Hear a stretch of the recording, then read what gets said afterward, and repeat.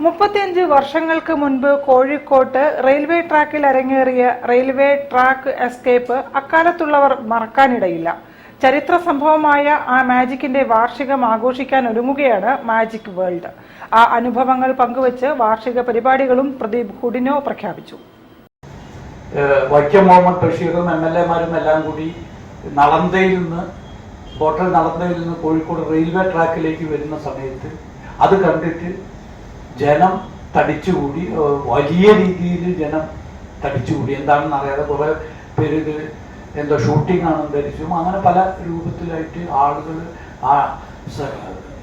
1989 September 30 railway track escape മാജിക്കിന്റെ 35ാം വാർഷികത്തിന്റെ ഭാഗമായി 2024 October 1 മുതൽ 2025 September അവസാനം വരെ ഒരു വർഷം നീണ്ടു നിൽക്കുന്ന വിവിധ മാജിക് പരിപാടികൾക്ക് തുടക്കം കുറിക്കുമെന്ന് magic world director Pradeep Hudino പറഞ്ഞു.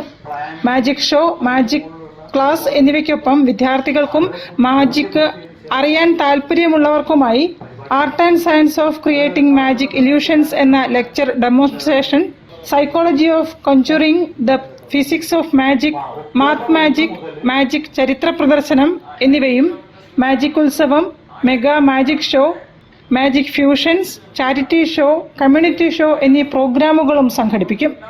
മാജിക് ലോകത്ത് പുതുമയാർന്ന magic as an educational tool, magic for individual development, life style തുടങ്ങിയ 2 പരിപാടികളും അദ്ദേഹം പ്രഖ്യാപിച്ചു. News bureau, Kozhikode. തിരികെത്താം ഒരു ഇടവേളയ്ക്ക് ശേഷം. ക്യാൻസറിനെതിരെ പൊരുതാനായി കാലിക്കറ്റ് സിറ്റി സർവീസ് സഹകരണ ബാങ്കും MVR ക്യാൻസർ സെന്ററും സംയുക്തമായി അവതരിപ്പിക്കുന്ന ക്യാൻസർ ചികിത്സാ സഹായ പദ്ധതിയാണ് മാസ് കെയർ.